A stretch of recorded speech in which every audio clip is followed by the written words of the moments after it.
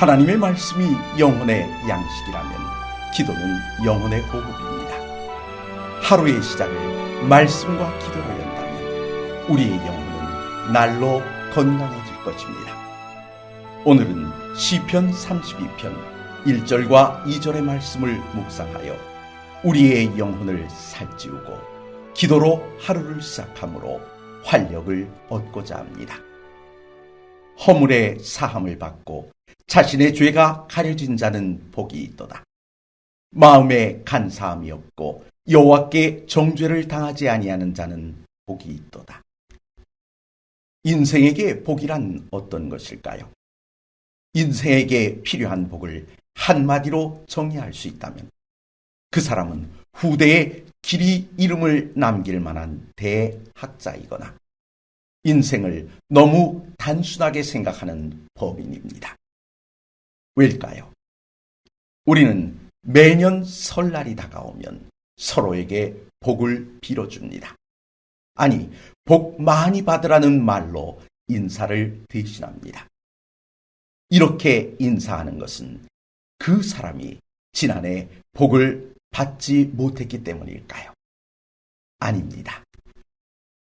학생에게 인생길에 등불을 비춰줄 큰 스승을 만나는 것이 복이라면 학업을 마친 청년에게는 삶의 보람을 가져다 줄 평생 직장을 구하는 것이 복입니다. 또한 안정된 직장을 구한 사람에겐 행복한 가정을 꾸리는 것이 복이 될 것입니다. 이처럼 사람들에겐 인생의 고비마다 필요되는 복이 다르고 상황마다 만나는 대상마다 원하는 복이 바뀔 수 있습니다. 그래서 우리는 매년 복을 반복해서 기원해 주는 것입니다. 그때 필요한 복을 바로 그때 누리도록 말입니다. 시편을 쭉 읽어보십시오. 1편에서 복 있는 자에 대해 거론한 이후 복에 대한 이야기는 조금씩 다른 표현으로 반복되고 있습니다. 죄인인 우리에게 필요한 복은 같은 것이지만 처해 있는 환경에 따라 조금씩 다르게 표현되고 있습니다. 본문을 보십시오. 구원이 필요한 죄인에게 복은 허물의 사함을 받는 것이라고 말합니다. 왜입니까?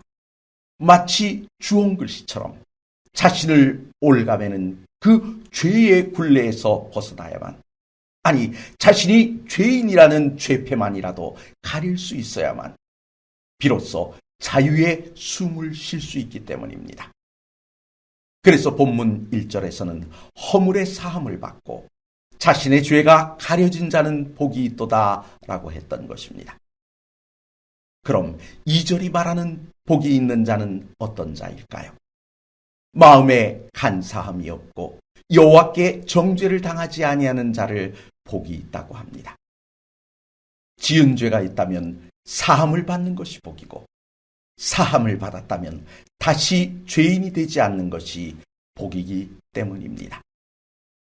또다시 악인의 꾀를 따르지 않고 또다시 죄인의 길에 서지 않고 또다시 오만한 자의 자리에 앉지 않을 뿐 아니라 이제부터는 여호와의 율법, 즉 하나님의 말씀을 즐거워하여 주야로 묵상하는 자가 되어야 하는 것처럼 말입니다.